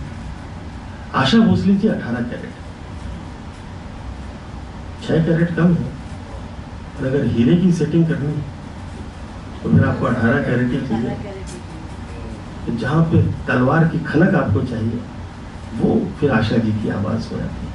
तो मैं हर एक से सीखता हूँ। मेरा ऐसा मानना है कि ये जीवन अपने आप में एक अद्भुत पुस्तक है, और हर पन्ना आपको सीखने पर कुछ न कुछ आपको सामग्री प्रदान कर देता है। तो मैंने अपनी धातु चुनी, मैं बता देता हूँ, क्योंकि मैं दूसरी की धातु चुनूँ पहले मैं शुरुआत खुद से करता हूँ। सुरेश जी मेरे घर पर आए हैं कई बार, तो इन्होंने देखा होगा मेरे घर में एक तांबे की मैंने पूरी पट्टी लगाई हुई है, पूरे घर में हर दरवाजे, हर अलमारी, हर दीवार पे एक तांबे का की एक कंटिन्यूटी है, क्योंकि मेरी धातु है तांबा। मेरे आभूषण नहीं बन सकते, पर अगर आपको कलश बनाना है आपको मेरी जरूरत पड़ेगी। दूसरी समस्या ये है कि मैं बहुत सस्ती धातु हूं सोने और चांदी की तुलना में, और अगर मैं 5-6 दिन तक रगड़ा ना जाऊं तो मैं लोही की तरह काला भी हो जाता। पर अगर हर दिन मैं अपने आप को रगड़ के तैयार कर लूं तो सोना भी मेरे सामने शर्माएगा। इसलिए मैंने अपनी धातु तांबा बनाई और मैं हर दिन 6 से 8 घंटे का अभ्यास करता हूँ। यहाँ भी इस समय मैं एक अलग मीटिंग के लिए आया था और बुखार था, थ्रोट इन्फेक्शन में दवाई खा के बस राव साहब के लिए तैयार होना था। तो आज पहली बार इससे दवाई वाई लेके ही बैठा था कि खांसी ना आ जाए। अन्यथा ये बड़ा विचित्र लगेगा आपको सुनने में, पर मेरे निजी सहायक जो है रविंद्र जी, ये हर दिन सुबह होटल में या जहाँ भी मैं रुकता हूँ वहाँ आ जाते हैं। पहले 2 घंटे हम लोग नाटक का अभ्यास करते हैं। इनके आने के पहले मैं 1 घंटा शास्त्रीय संगीत का अभ्यास करता हूँ और उसके बाद नाटक का अभ्यास करता हूँ और फिर ये नीचे जाके वेट करते हैं। फिर मैं झट से अपने कपड़े पहन के और फिर मैं सीधे ऑफिस आ जाता हूँ। मेरा ऐसा मानना है कलाकार या सर्जनकार या रचनाकार को अपनी तलवार में धार बना के रखनी चाहिए। भवानी बाबू के पास हम लोग मिलने आए थे, मैं और मेरी माँ, और उन्होंने मुझे एक बहुत अच्छी बात माँ से कही थी। मैं तो बच्चा था उससे, बोले भाई स्नेहलता, मेरी माँ की बड़ी बहन उनकी परिचित थी अच्छी, हेमलता आंजनेयलू। आप इससे अगर कोई पुराने साहित्यकार होंगे तो आप लोग जानते होंगे। हेमलता आंजनेयलू मेरी सगी बड़ी मौसी। इस वजह से भवानी बाबू से हमारा एक पारिवारिक रिश्ता था। तो भवानी बाबू ने माँ को स्नेहा ही बुलाती थी मायके के नाम से। बोले बेटा तुम कितनी कविताएं लिखते हो? बोले बाबूजी कभी 1-2 लिखते हैं, कभी 5-6 भी लिख लेते हैं कभी। बोले देखो अब तुम थोड़ा पढ़ाओ, मैं तुमको अपना नियम बताता हूँ। मैं हर दिन 20 कविताएं लिखता हूँ नियम से, और 20 कविताएं लिख करके दिन भर उसको रख देता हूँ और रात को 19 कविताएं फाड़ देता हूँ। ऐसे प्रतिदिन मेरी 30 कविताएं महीने भर में जमा हो जाती हैं। फिर उनको पढ़ता हूँ, 29 कविताएं फाड़ देता हूँ। आप सोच कर देखिए, किसी रचनाकार को बोलिए अपनी एक लाइन मिटाने के लिए लड़ मर जाएगा वो। और यहाँ पर यह आदमी बोल रहा है कि अपना 20 में से 19 काम आप फाड़ कर फेंक दीजिए। इसका मतलब कि आप इतने निर्मम हो जाइए अपने प्रति। और ये तभी हो सकता है जब आप एज ए थर्ड पर्सन अपने आप देखें। तो मुझे लगता है इस तरह की चीजें, इस तरह के अनुभव, और मेरा ऐसा बहुत अच्छे से मानना है कि मेरे जीवन में चाहे संगीत का क्षेत्र हो तो हर बड़े संगीतकार का सानिध्य मिला, चाहे भीमसेन जी हो, हरी जी, शिव जी, जाकिर भाई, अल्लाह रखा खान साहब, मतलब किशोरी ताई, गिरजा देवी जी, बेगम अख्तर, अमीर खान साहब। नृत्य में कहें तो लच्छू महाराज जी, बिरजू महाराज जी, मेरे गुरु कार्तिक राम जी। नाटक आप कहें तो उत्पल दा, शंभू दा, हबीब तनवीर हमारे रायपुर के मोहल्ले के थे, कारण साहब। मुझे लगता है मैं एक ऐसे अच्छे युग में, स्वर्ण युग में पैदा हुआ कि श्रेष्ठ साहित्यकारों, श्रेष्ठ संगीतकारों, श्रेष्ठ नर्तकों, श्रेष्ठ नाटककारों, सबको देखने का मौका मिला, सबके पाँव के पास बैठने का मौका मिला, सबके पाँव दाबे, सबकी डांट खाई, सबसे मार खाई, सबसे झिड़की खाई कि एक छोटा सा पेन अगर रे का लग गया और कलावती की बंदिश में गा रहा हूँ तो लक्ष्मण प्रसाद जयपुर वाले ने खींच के तमाचा मारा। ये भी हुआ। तो कई बार मुझे अपने आप पर बड़ा, अपने आप से भी ईर्ष्या होती है। मैं अपने बेटे को कहता हूँ यार क्या तेरे को मेरे जैसा बचपन नहीं दे पाया। जहाँ तक पुस्तकों का मामला है, बहुत सारी पुस्तकें मैंने पढ़ी हैं, बहुत सारी भाषाओं में पढ़ी हैं। मैं मराठी में पढ़ लेता हूँ, गुजराती भी पढ़ता हूँ, ब्रज साहित्य मैंने बहुत पढ़ा है। 1-1.5 साल तक मेरे सर पे रसखान छाए हुए थे। और सभी, मतलब मैं मध्यकालीन काव्य कहिए, रीतिकालीन काव्य कहिए, हिंदी के प्रति मेरा एक बहुत अलग तरह का भाव है। और मैं ऐसा मानता हूँ कि हिंदी और हिंदी की जो 14 मातृभाषाएं हैं, इनसे हिंदी को हम उपजा मानते हैं। अधिक से अधिक भाषाएं हमको बोलनी चाहिए। मैं स्वप्रयास से मैं कोशिश करता हूँ कि 12 भाषाएं मैं हर भाषी के साथ बोलने का प्रयास करता हूँ। तो कोई मराठी व्यक्ति आता है तो मराठी में, गुजराती के साथ गुजराती में, बंगाली के साथ बंगला में, बांगाल के साथ बांगाल में, कोई छत्तीसगढ़ का आता है तो छत्तीसगढ़ी में। कोशिश करता हूँ मैं, ये नहीं देखिए किसी भाषा पर प्रवीणता एक बहुत अलग विषय है, पर आप बात करना शुरू तो करें। तो मेरा ऐसा मानना है कि अधिक से अधिक भाषाएं आनी चाहिए। जब आप किसी का साहित्य पढ़ते हैं, आप जब मराठी पढ़ने लगते हैं, तब आपको वहीनाबाई समझ में आती है कि एक बिना पढ़ी लिखी औरत क्या कविता लिखती है कि अरे संसार संसार जैसा तावा चूल्हा, अरे संसार संसार जैसे चूल्हे के ऊपर तवा रखा हुआ हो, आधी हाथाला चटक तेवा मियत ते भाकर। पहले हाथ को झटका लगता है और फिर रोटी मिलती है। ये संसार का नियम। देखिए क्या बिना कितने कम शब्दों में कोई अपनी बात कह सकता है।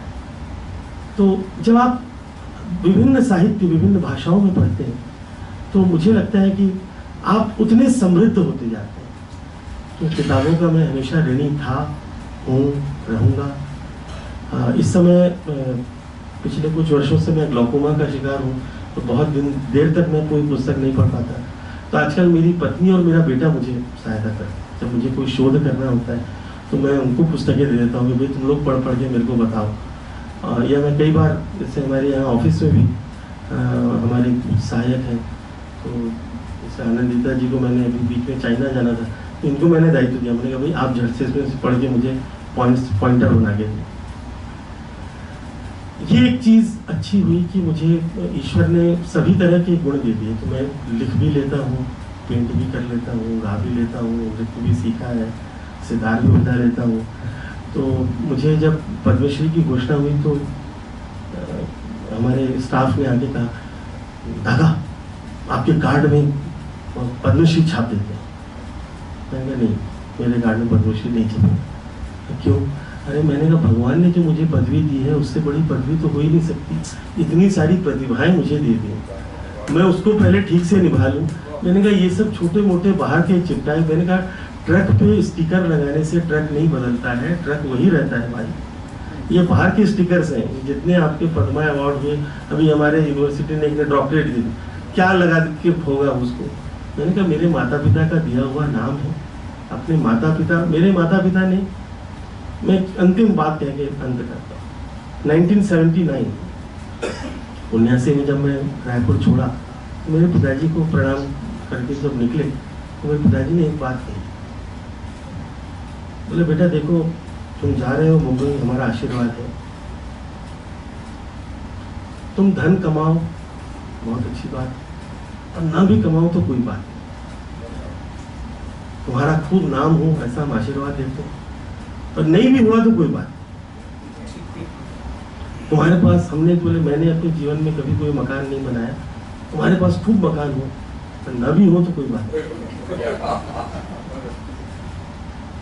बोले मैं बस तुमसे बेटा एक अपेक्षा हमारी है। हाँ बोले तुम्हारा चरित्र अच्छा है। कोई हमको आकर के ये ना कहे डॉक्टर सिंह आपके बच्चे का चरित्र अच्छा है। वो बाहर निकला।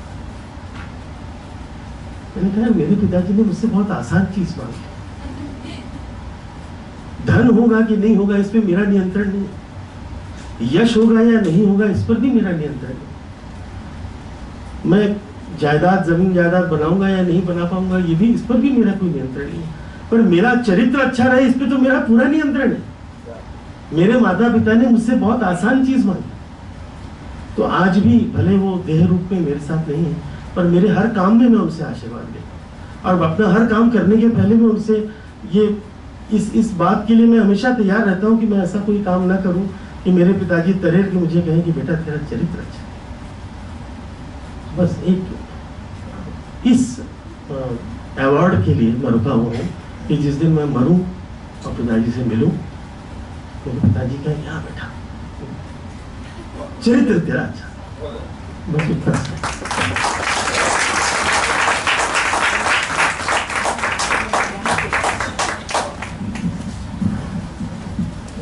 थोड़ा मैं ज्यादा बोल गया।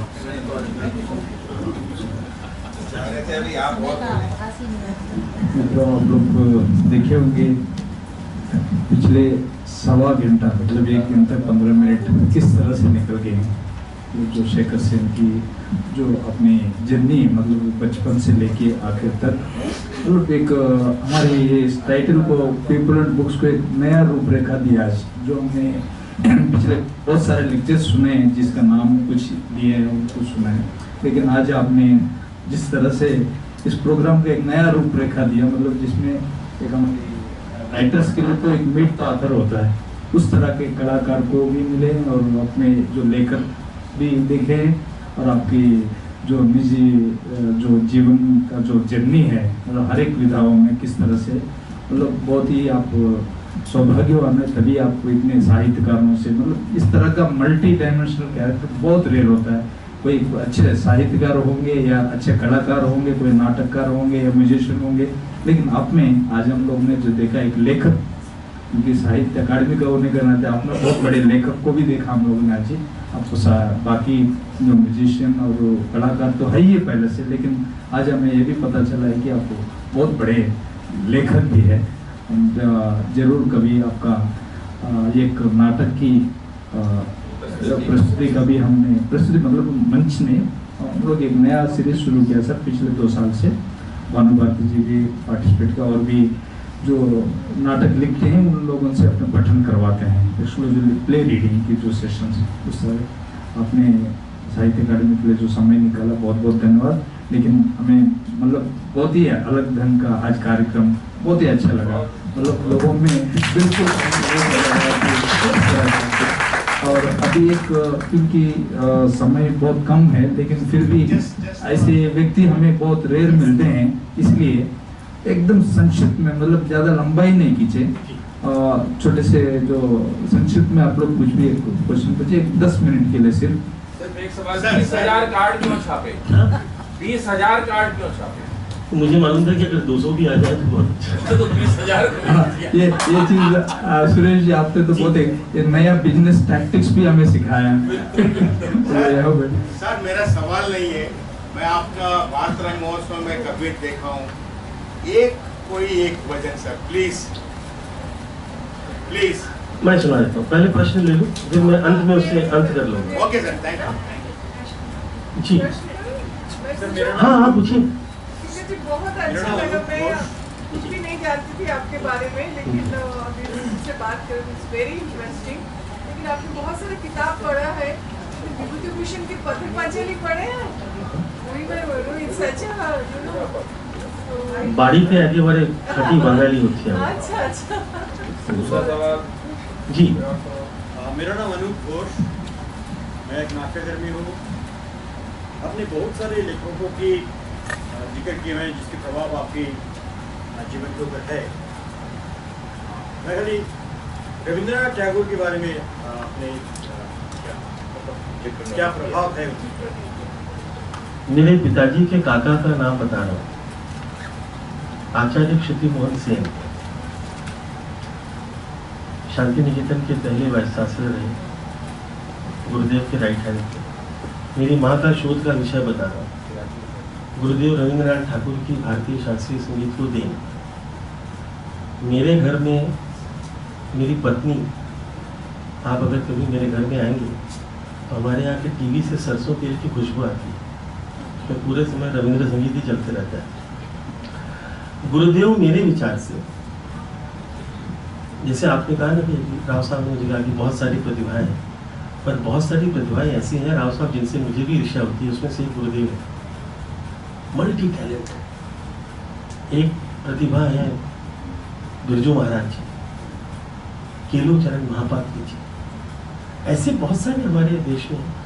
गुरुदेव मुझे बचपन में बहुत बोरिंग लगते थे, बहुत ईमानदारी से आपसे कहा, क्योंकि मेरी माँ बहुत भक्त थी उनकी, और प्रवासी बंगालियों में आप जानते हैं कि गुरुदेव को लेकर के बहुत ज़्यादा फैनेटिसिज्म है, और हम लोग खुला गाने वाले लोग थे। तो परंतु जब जैसे जैसे मैं बड़ा हुआ, मुझे लगता है गुरुदेव का बहुत बड़ा योगदान, बहुत बड़ा विजन है। पर लेखक के तौर पर अगर आप मुझे पूछेंगे, मैं अभी भी शरद बाबू का, पर मैं शरद बाबू की घटना सुनाया। शरद बाबू के पास कुछ लोग गए, बोले भाई ये रविन्द्रनाथ ठाकुर ये क्या यार, दाढ़ी वाला, इसको नोबेल प्राइज मिल गया, क्या लिखता है, अंडरस्टैंड हमको तो समझ में नहीं आता। तो शरद बाबू ने बहुत अच्छी बात की, अरे बोले आप लोग क्यों पढ़ते हो अभी शरद बाबू को, रविन्द्रनाथ ठाकुर को आपको पढ़ना ही नहीं चाहिए, आप लोगों के लिए तो मैं लिखता हूँ, रविन्द्रनाथ ठाकुर तो मेरे लिए लिखते हैं। मेरे ख्याल से मैंने आपको उत्तर अपना दिया। छोटा सा एक प्रतिक्रिया जी। बहुत अच्छा लगा आपको सुन के, और आपने एक अद्भुत भाव लोग में पहुंचाया। दो लेखक हो तो उनके मस्तिष्क कितने समान होते हैं। जिन डिंग हांग को रिकॉर्डिंग की मैंने दूरदर्शन के लिए, और सच में मैं भी बहुत चमत्कृत रह गई कि वही छंद और वही उसको लाना कितना मुश्किल रहता है। और दूसरा शायद मैं पिछले महीने अभी पत्नी और बेटे के साथ गया चीन, और मैंने कहा मेरी चीन की यात्रा पूरी नहीं होगी अगर मैं उनसे नहीं मिला। तो मैं उनसे मिला, उनके घर गया, मैंने मेरे कहीं से नहीं मिला तो सुरेश ऋतुपर्ण जी को मैंने मैसेज भेजा कि आप मुझे नंबर भेजिए। तो उन्होंने कहा उनका तो नंबर नहीं है, उनके एक शिष्य का नंबर उन्होंने भेजा। उस शिष्य को पता चला कि उन्होंने पूरे सूरदास का अनुवाद किया है, तो उनके भी घर गए। तो मतलब मैं चीन में भी मेरी हिंदी यात्रा जो थी वो जारी थी। तो दूसरा ये कहना चाह रही थी कि वाकई में बहुत पहले जब आपको देखने का मतलब सुनने के लिए जब मैं गई कि तुलसीदास जी का मंच पर बहुत बेबाक प्रतिक्रिया दे रही हूँ, तो मुझे मन में ऐसा लगा, मेरे पिताजी भी साथ थे तो उनको थोड़ा कम दिखाई पड़ता है, तो उन्होंने ये कहा कि तुलसीदास और विवेकानंद के नाटक ये लड़का करता है, पता नहीं कैसा करता होगा, बड़े सुंदर थे वो व्यक्ति, तो ये फिजिकल मैचिंग नहीं है। तो मैंने कहा वैसे तो आपको कोई दिखता कम है, पर आपको ये कलाकार और नोट बिल्कुल बराबर दिखते। मैं कई बार 100 और 500 के नोट में भ्रम खा गई, आप नहीं। तो मैंने कहा आप शास्त्रीय संगीत और कला के पुख्ता रूप के प्रेमी, आप आंख बंद करके इसे सुनेंगे। आप रेडियो भी तो सुनते रहे, पर वाकई में उनको इतना अच्छा लगा वो कि उनको वो लगा। ये तो दोनों बात समाप्त होगी। आखिरी प्रश्न आपसे ही करना चाहूंगी कि आपने इतने अच्छे जो अध्ययन की अपनी पुख्ता परंपरा ये बताई, आपको पूरा देखने गाने सुनने और उसके बाद लगता है कि संस्कृत साहित्य और भारतीय साहित्य का आपका अध्ययन और अनुराग अगर हुए बिना मुश्किल है इतनी दक्षता प्राप्त करना, तो आपने संस्कृत साहित्य वगैरह का भी कुछ अध्ययन किया है? जो सच्चा तैराक होता है वो बोलता है अभी कुछ भी नहीं तैरा,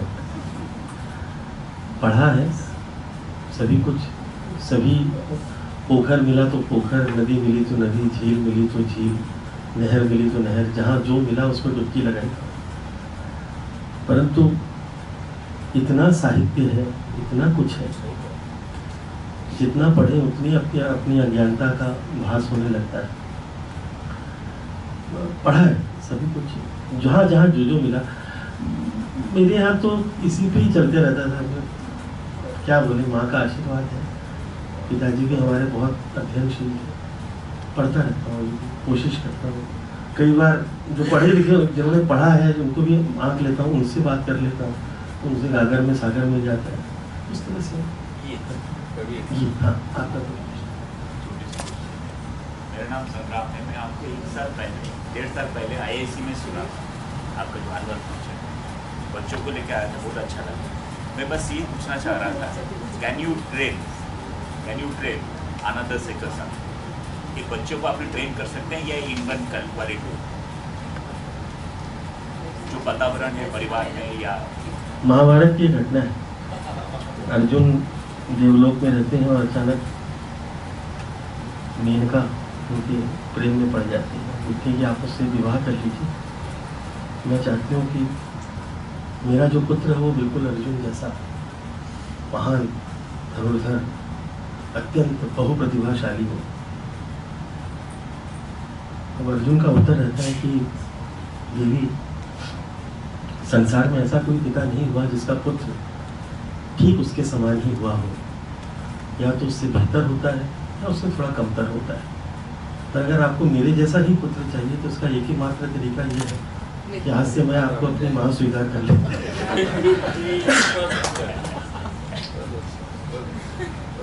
संगीत सिखाना या नाटक सिखाना, बहुत ईमानदारी से बोल रहा हूँ,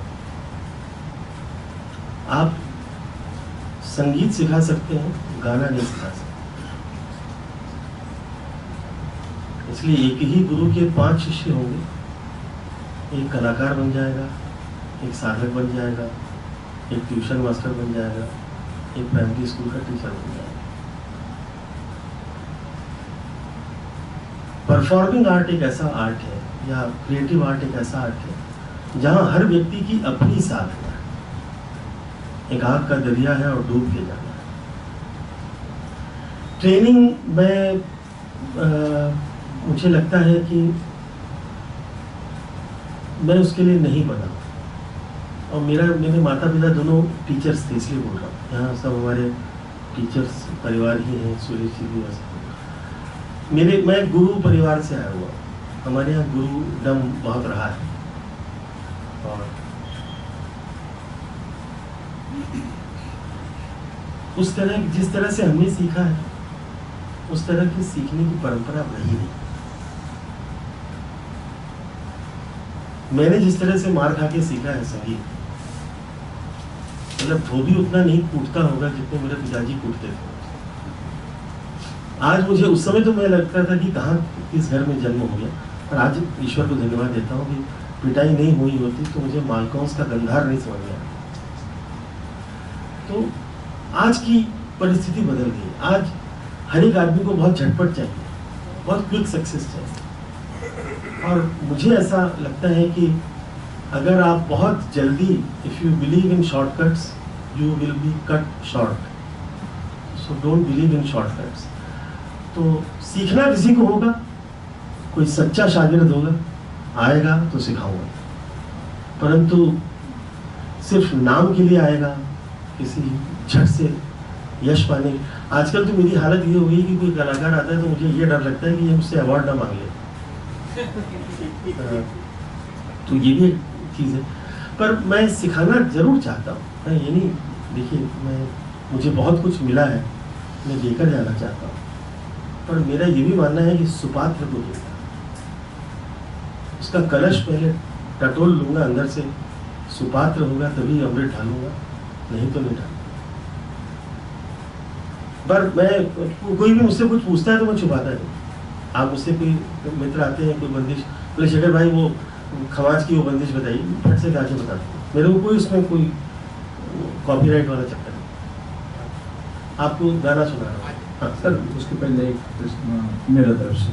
आपने कहा था कि आपकी माता जी का तेलुगु भाषी है, लेकिन कभी उसने आपको तेलुगु साहित्य को भी कभी पढ़ने को कहा, या सिर्फ हमेशा हिंदी या बंगाली? मेरी माँ की नहीं कहा तो क्यों नहीं कहा? जिम्मेदारी थी उस जमाने की।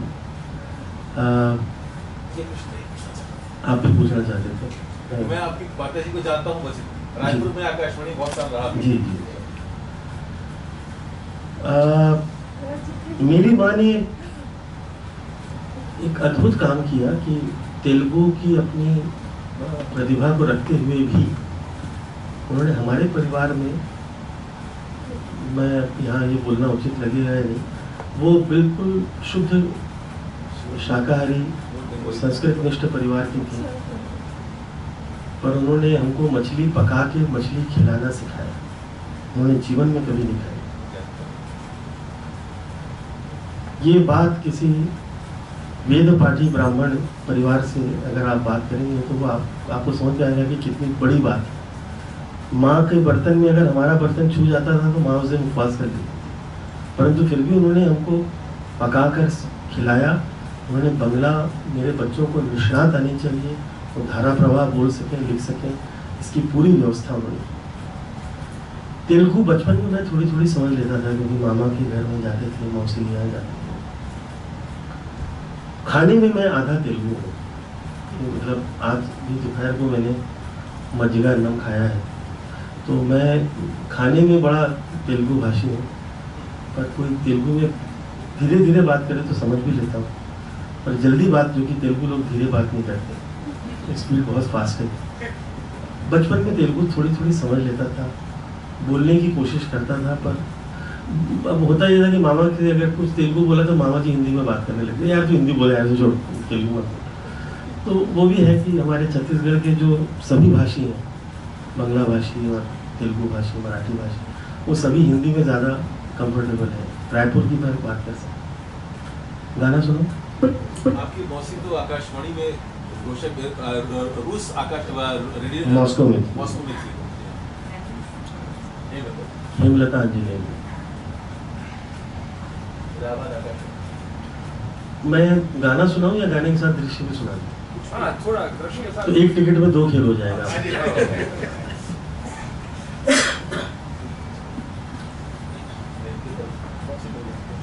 असल में हमने भी यही किया ना, ये सुनाने के इसलिए कहा कि नाटक अपने आप आ जाएगा। अब मेरे पास 2 आपको ऑप्शन दे रहा हूँ, सूरदास या कबीर, कोई भी।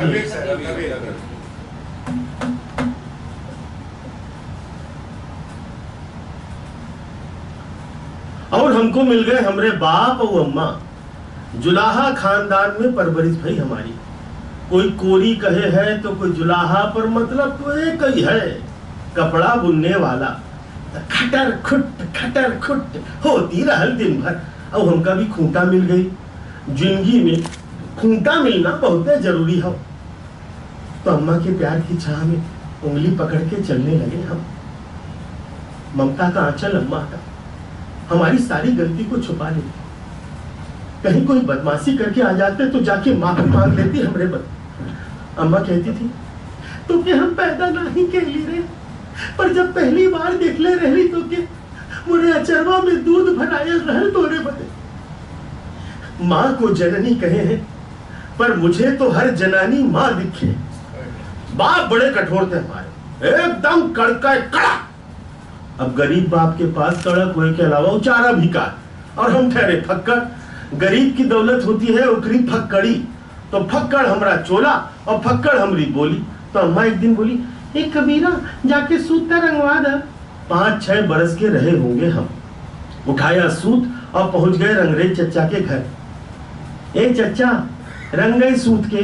चचा बोले, अरे ठहर जा बिटवा, तनी हथवा का काम निपटा ली। हम बैठ गए आसन जमा की हुई। चचा पूछे, अरे केकर बिटवा हो? तो रंगरेजी चाची बोल पड़ी, अरे उन्नीमा का छोरा है, कलैया में मिला रहा ना मुराद, नजायज काफिर। तमतमा गए हम। काफिर? अम्मा तो बतैली कि हम सब खुदा के बच्चे हैं, तो फिर काफिर कैसे हुए हम? उस दिन नदी किनारे खेल रहा था तो हमारे गांव के पंडित ललुआ मिसिर चिल्लाए थे, ए दलिद्दर, बड़े हट, तेरी काया डूब गई, हमें तो दोबारा स्नान करना पड़ेगा। दलिद्दर और काफिर शायद एक ही चीज को कहते होंगे। छोटा था पर समझ में आ गया था कि हमको गाली दी है। सर के ऊपर का आसमान अचानक छोटा होने लगा। पूरी धरती मानो पांव के पास सिमट आई। दिन का उजेला था पर आंखों के सामने अंधेरा छा गया। कान गर्म हो गए थे, कुछ सुनाई भी नहीं दे रहा था कि तभी उजाला दिखाई दिया। उजाला, बहुत उजाला, उजाला ही उजाला, और एक अजीब सी ठंड मीठी मीठी। पूरा बदन मानो हल्का हो गया। एक आवाज, एक गूंज, सुरंग के अंदर से गोल गोल घूमती सुरलहरी। मुँह को कहाँ ढूंढे रे बंदे, मैं तो तेरे पास में। मुँह को कहाँ ढूंढे रे बंदे, मैं तो तेरे पास में। ना मैं देवल ना मैं मस्जिद ना काबे कैलाश में, ना तो कौने क्रिया कर्म में, नहीं जोग बैराग में, मुझको कहाँ ढूंढे रे बंदे। मैं तो तेरे पास